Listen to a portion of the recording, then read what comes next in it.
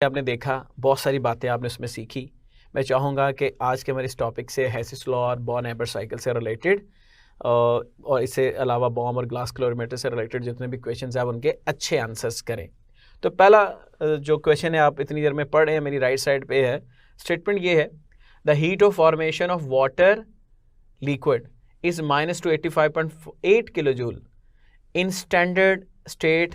The difference of heat of changing vapors into liquid water is -44.0 kilojoule. Delta H of the reaction is, reaction नीचे दिया है और पूछा गया इसका डेल्टा एच बताएं। देयर आर डिफरेंट ऑप्शंस और राइट ऑप्शन तक जाने से पहले मैं आपको यहाँ पे इसका शॉर्टकट बताता हूँ कि आपने इसको कैसे जज करना था। ये हेसिस लॉ की एक सिंपल एनर्जी साइकिल का क्वेश्चन है। जो आप एनर्जी साइकिल डायग्राम ड्रॉ करें तो क्वेश्चन क्लियर हो जाता है। तो हमें सबसे पहले पता होना चाहिए कि यहाँ से रिएक्टेंट से प्रोडक्ट क्या बन रही है, फिर हमें बताना आसान होगा।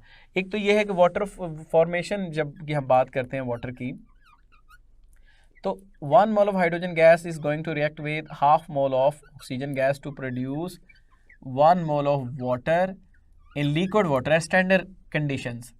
इस दौरान जो इंथैल्पी आपके पास जो चेंज हो रही है that is delta H is equal to, statement में दिया है कि ये है -285.5 किलोजूल लिखा हुआ है, सॉरी 0.8 किलोजूल।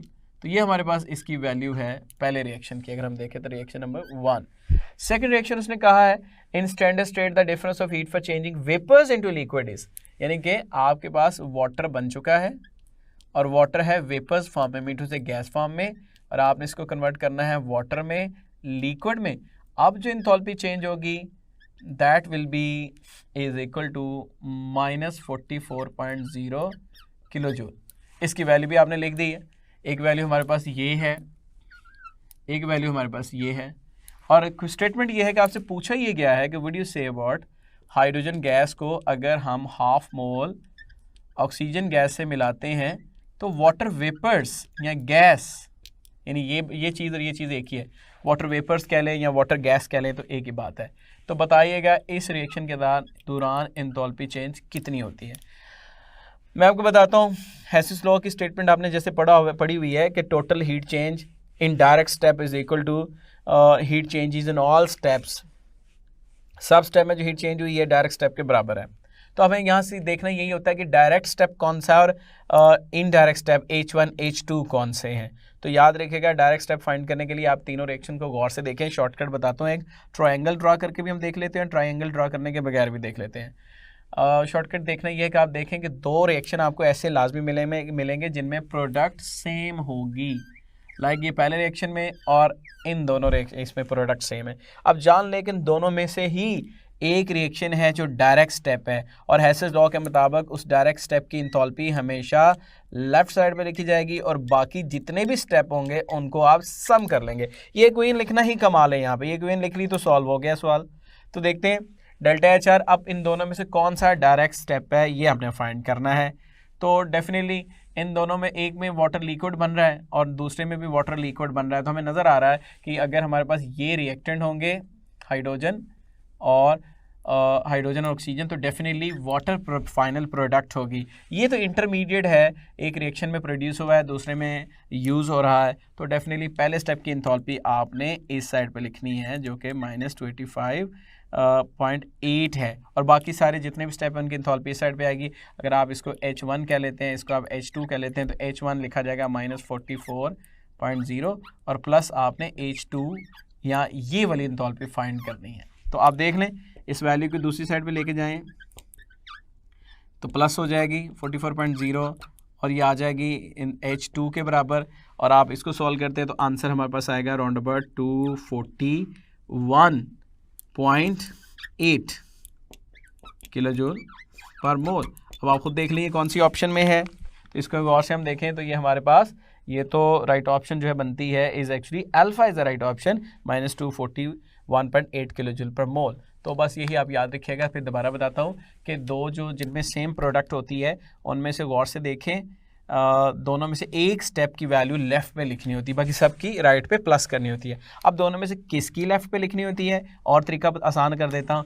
अब दोनों में से उसकी वैल्यू लेफ़्ट पे लिखें जिसके रिएक्टेंट कॉमन है। सिलेक्ट आपने इन दोनों में से ही करना है कोई एक, लेकिन ट्रिक क्या है, लेफ्ट साइड पे तीनों को देखें, अगर आपको कॉमन रिएक्टेंट इसके साथ कॉमन मिले तो इसको डायरेक्ट समझ लीजिएगा, इसके साथ रिएक्टेंट कॉमन मिले तीसरे स्टेप का तो इसको सेकंड को डायरेक्ट समझ लीजिएगा। तो यहाँ पे आपने देखा कि ये कॉमन रिएक्टेंट है, दो स्टेप में एक जैसे रिएक्टेंट्स हैं, तो आप जब एक जैसे रिएक्टेंट हो तो उनमें से आप हमेशा ये जो दायरे लगाए हैं इनमें से फिर ऊपर वाला रिएक्शन कॉमन रिएक्टेंट वाला सिलेक्ट कर लें। करना है इन दोनों में से है, प्रोडक्ट सेम में से सिलेक्ट सेम में से करना है, लेकिन करना कौन सा है, जो दोनों कॉमन जो रिएक्टेंट किसी और के साथ भी कॉमन हो। तो क्या आपको क्लियर हो गया? कभी भी ये ट्रायंगल आया फ़ौरन जज कर लीजिएगा, बहुत इंपॉर्टेंट पॉइंट मैंने आपको बताया, आसान बताया। यहाँ फिर हमको बहुत ज़्यादा कैलकुलेशन करने की जरूरत नहीं पड़ती, फार्मूला लगाते हैं, वैल्यू पुट करते हैं, आंसर निकाल लेते हैं। Now we move to next MCQs। The MCQs number 2, statement देखिएगा आपके सामने है। Which of the following compound has highest amount of lattice energy? Options are sodium iodide, sodium chloride, sodium fluoride and sodium bromide. क्या ख्याल है, क्या right option होनी चाहिए? आपको पता है राइट ऑप्शन से पहले मैं आपको एक शॉर्टकट बताता हूँ। We know the relation of lattice energy is directly proportional to charge to size ratio, यानी कि चार्ज के साथ लैटिस एनर्जी डायरेक्टली प्रोपोर्शनल है और साइज के साथ इनवर्सली। तो आपने देखना ये है कि चार्ज कितना है। चार्ज अगर हम देखें चारों ऑप्शन में तो आयोडाइड, क्लोराइड, फ्लोराइड, ब्रोमाइड पे तो -1 चार्ज है, बराबर चार्ज है। अगर सोडियम पॉजिटिव कीटाइन को देखें तो सारी ऑप्शन में सोडियम है पॉजिटिव, कीटाइन उस पर भी चार्ज है। सो चार्ज की वजह से तो यहाँ पे वेरिएशन नहीं, चार्ज तो एक जैसा है, लेकिन अलबत्ता वेरिएशन है साइज़ की। अगर हम कीटाइन की साइज़ की बात करें वो तो कांस्टेंट है, सारी ऑप्शन में सोडियम ही है, उसमें तो कोई फ़र्क नहीं है। लेकिन अगर हम साइज़ की बात करते हैं तो साइज़ का ऑर्डर अगर हम देखें तो आयोडाइड, क्लोराइड, फ्लोराइड में से साइज़ के हिसाब से तो आयोडाइड साइज़ में सबसे बड़ा है और उसके बाद ब्रोमाइड साइज़ में सबसे बड़ा है नंबर 2 पे। ब्रोमाइड के बाद क्लोराइड है और जो लीस्ट स्मॉल आइन है वो है फ्लोराइड यहाँ पे। तो इसका मतलब है आपको क्या रिलेशन नज़र आ रहा है लैटिस एनर्जी का साइज़ के साथ, तो वो इन्वर्स नज़र आ रहा है। मीन टू से जो सबसे छोटा साइज़ का आइन होगा उस ऑप्शन को आपने प्रेफर करना है। तो फिर राइट ऑप्शन हमारी होनी चाहिए ऑप्शन सी, सोडियम फ्लोराइड।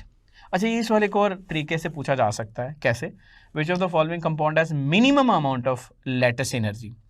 तो डेफिनेटली फ्लोराइड साइज़ में सबसे छोटा था तो उसकी लैटिस एनर्जी सबसे ज़्यादा थी। अब उस ऑप्शन को टिक करें जिसका साइज़, जिसमें हैलोजन का साइज़ सबसे बड़ा है। अगर इस ऑप्शन को देखें तो हमारे पास राइट ऑप्शन अल्फ़ा है, अल्फ़ा का यहाँ पे साइज़ सबसे बड़ा है सोडियम आयोडाइड। अच्छा, एक और तरीके से, एक और वेरिएशन से सवाल पूछा जा सकता है आपसे with the same options.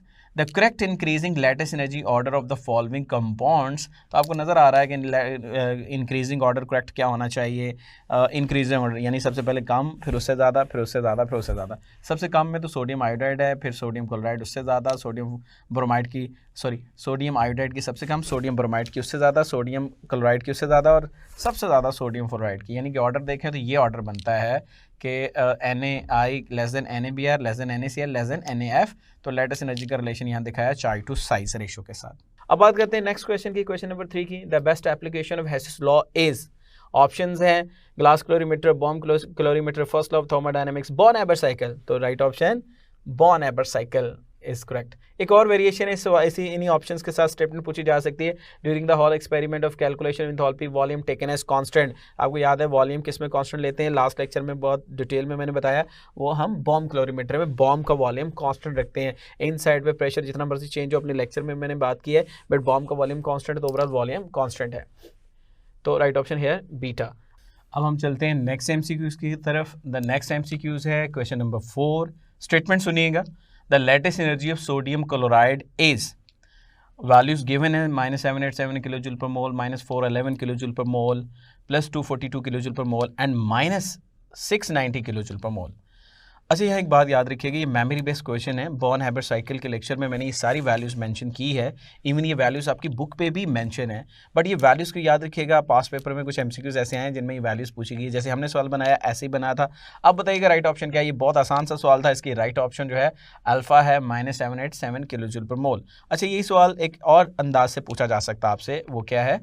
The lattice energy of potassium chloride is, और ऑप्शंस आर द सेम, अब इसके लिए भी ऑप्शन सेम है, ये मैंने एक्सरसाइज से इसको लिया और इसका आंसर जो है वो डेल्टा बनता है -690 किलो जूल पर मोल। अगर ये सवाल इस स्टेटमेंट से पूछा जाए the energy of formation of sodium chloride और ऑप्शन आर द सेम, और इसकी वैल्यू भी आपको याद होनी चाहिए, ये भी वैल्यू गिवन है, आसान सवाल है। इसकी वैल्यू जो है वो बीटा है, सेम कलर से मैंने हाईलाइट कर दिया, -411 किलो जूल पर मोल। अच्छा, एक और लास्ट स्टाइल यहाँ से सवाल इस तरीके से भी पूछा जा सकता है, the bond association energy of chlorine is, तो एक ही ऑप्शन बची है, मैंने सवाल ही ऐसे एडजस्ट किया कि आप राइट ऑप्शन तक पहुँच सके।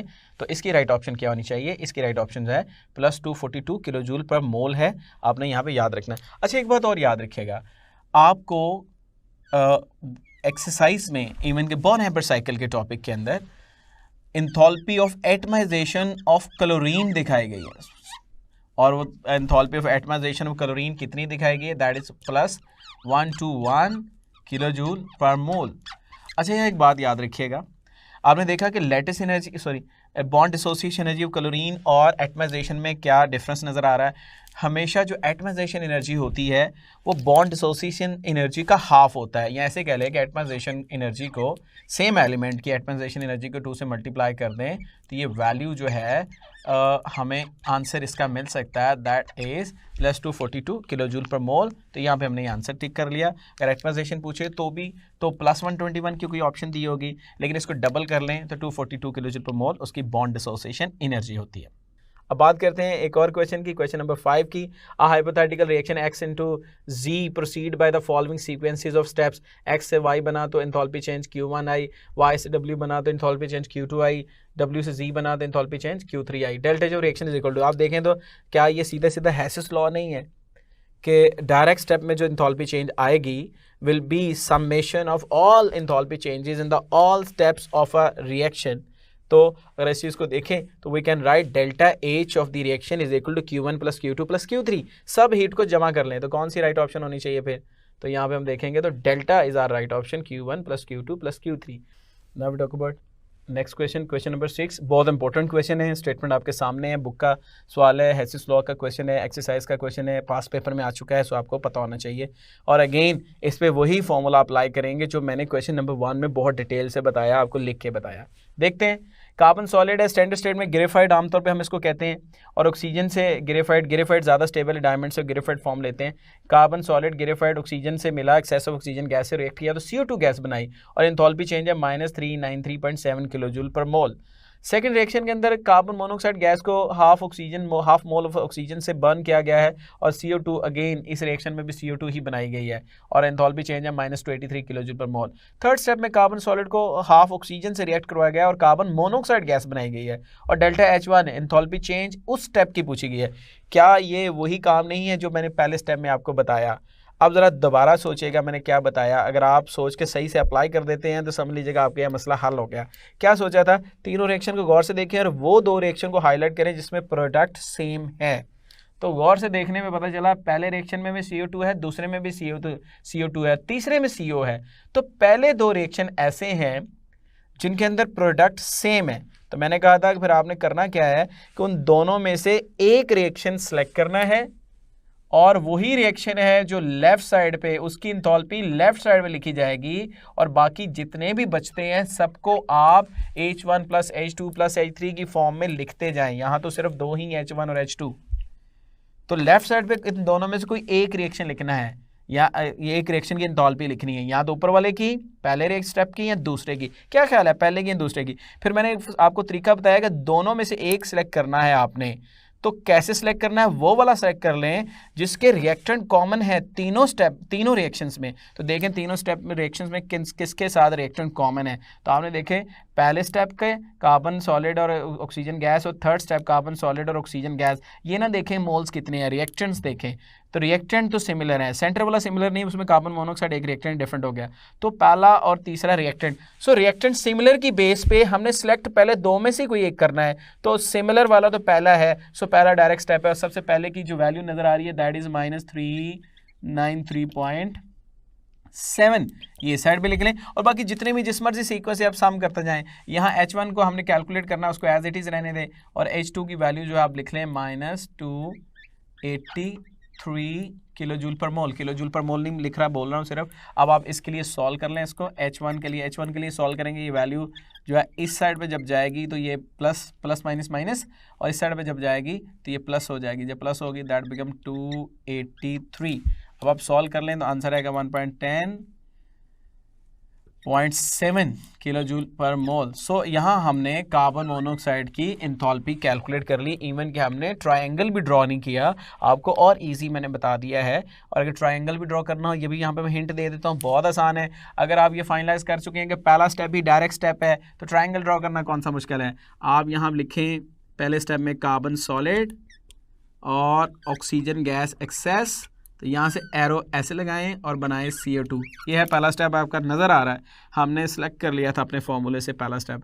और बाकी स्टेप जो है वो डेफिनेटली इस तरह से हो गए। एक हाफ ऑक्सीजन से मिलाएं तो पहले कार्बन मोनोऑक्साइड गैस बनती है, फिर हाफ ऑक्सीजन से मिलाएं तो CO2 बन जाती है। इसको आपने H1 कह लिया, इसको आपने H2 कह लिया, इसको आपने एंथैल्पी ऑफ रिएक्शन कह लिया, या डेल्टा X भी लिखा जाता है अननोन एंथैल्पी, तो यहाँ पे एंथैल्पी ऑफ रिएक्शन भी कह दिया डायरेक्ट स्टेप। तो आपको ऐसे भी नज़र आ रहा है कि जहाँ पे 2 एरो हेड आ रहे हैं वो फाइनल प्रोडक्ट है, और जहाँ से 2 एरो टेल स्टार्ट हो रही है और ये, वो समझ लीजिएगा कि वो रिएक्टेंट है हमारे पास। और ये जहाँ पे एक एरो हेड है और एक टेल है, ये हमेशा से इंटरमीडिएट होता है।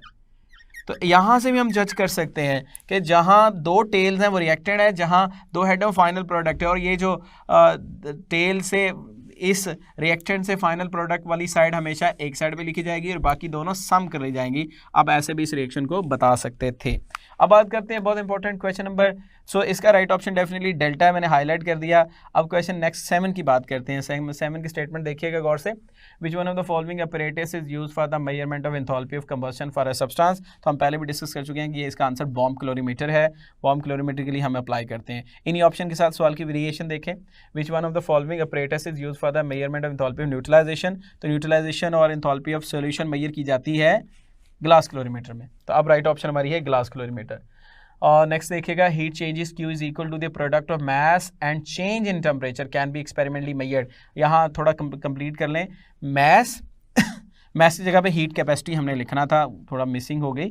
अब मास की जगह पे heat capacity C into delta T को मल्टीप्लाई करें। तो ये फॉर्मूला किस में यूज़ करते हैं, Q is equal to C into delta T. पहले भी मैंने MCQs में बहुत डिटेल से बताया है। तो ये डिस्कस करते हैं हम फॉर बॉम्ब कैलोरीमीटर के लिए। और ये अगर फॉर्मूला होता Q M into S into delta T, M into specific heat into change in temperature, तो फिर ग्लास कैलोरीमीटर के लिए वो बात बन जाती है।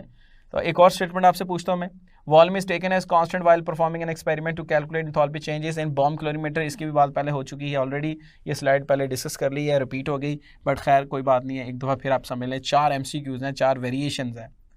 क्वेश्चन नंबर 8 गौर से। The incorrect statement is energy can never created or destroy।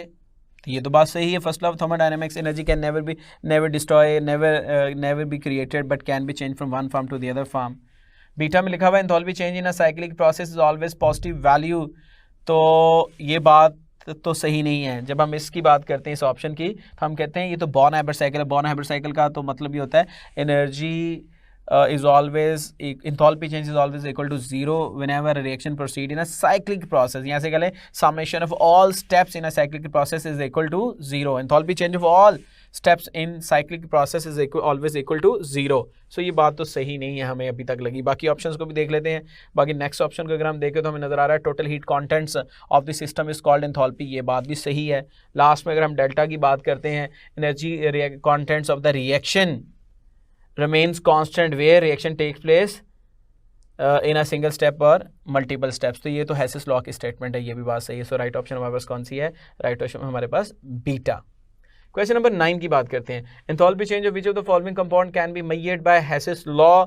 तो आपने देखा कि एल्युमिनियम ऑक्साइड, बोरॉन ऑक्साइड और कार्बन टेट्राक्लोराइड सबकी एंथैल्पी हेसिस लॉ से मेजर होती है, बिकॉज जो रिएक्शन इनकम्प्लीट होते हैं, लाइक एल्युमिनियम कभी भी कंप्लीटली ऑक्सीजन से रिएक्ट नहीं करती, बोरॉन कभी भी ऑक्सीजन से कंप्लीटली रिएक्ट नहीं करती, बिकॉज ऊपर प्रोटेक्टिव लेयर बन जाती है जो फर्दर ऑक्सीजन को इनसाइड एलिमेंट से एल्युमिनियम या बोरॉन से रिएक्ट नहीं करने देती। रिएक्शन इनकम्प्लीट रहता है, कंप्लीट एंथैल्पी ना कंप्लीट रिएक्शन होता है, ना कंप्लीट एंथैल्पी मेजर होती है, तो भी हेसिस लॉ अप्लाई किया जाता है।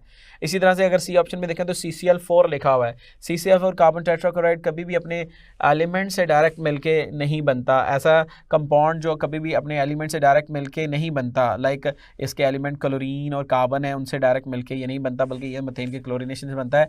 ऐसे कंपाउंड को के लिए भी हेसिस लॉ ही अप्लाई किया जाता है। तो here the right option definitely delta is the right option.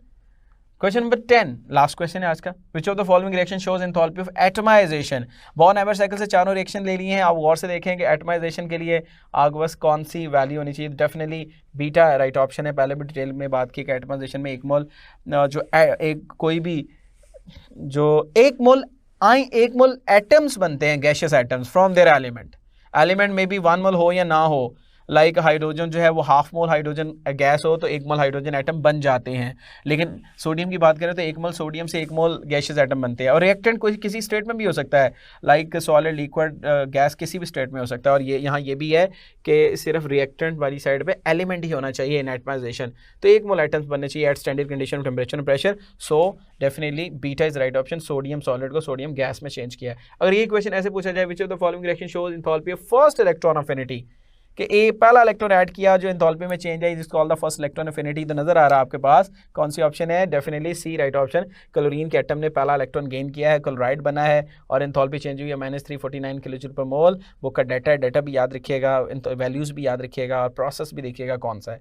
ये सवाल आपसे ये पूछा जाए which of the following reaction shows enthalpy of lattice formation और लैटिस एनर्जी, तो आप खुद से देखें क्या होता है lattice energy. Then 1 mole of ionic compound formed from its individual gaseous ions, like 1 mole sodium chloride बनाया गया, उसके 1 मोल सोडियम और 1 मोल क्लोराइड गैशियस आयंस है। तो कौन सा रिएक्शन सही है इसके लिए। डेफिनेटली इसके लिए तो आपको नजर आ रहा है कि डेल्टा ऑप्शन सही है। येलो से येलो ऑप्शन मैच कर दी कि जिसके अंदर 1 मोल NaCl प्रोड्यूस हुआ है। एक और स्टेटमेंट देखें, which of the following reaction show enthalpy of ionization. नजर आ रहा है what is enthalpy of ionization, minimum amount of energy required to remove 1 electron from the valence shell of an atom from its isolated gaseous form. तो ये सारी options condition तो fulfil हो रही है अल्फा के ऊपर कि आपने सोडियम में से एनर्जी प्रोवाइड करके 1 इलेक्ट्रॉन निकाल दिया है, उसकी वैल्यू भी याद रखिएगा, दैट इज +496 किलोजूल पर मोल। ये हमेशा आयोनाइजेशन हमेशा एंडोथर्मिक प्रोसेस होता है। और इलेक्ट्रॉन एफिनिटी, पहली इलेक्ट्रॉन एफिनिटी एक्सोथर्मिक होती है और दूसरी इलेक्ट्रॉन एफिनिटी एंडोथर्मिक होती है। और बाकी प्रोसेस को बहुत डिटेल में हम ऑलरेडी एक्सप्लेन कर चुके हैं।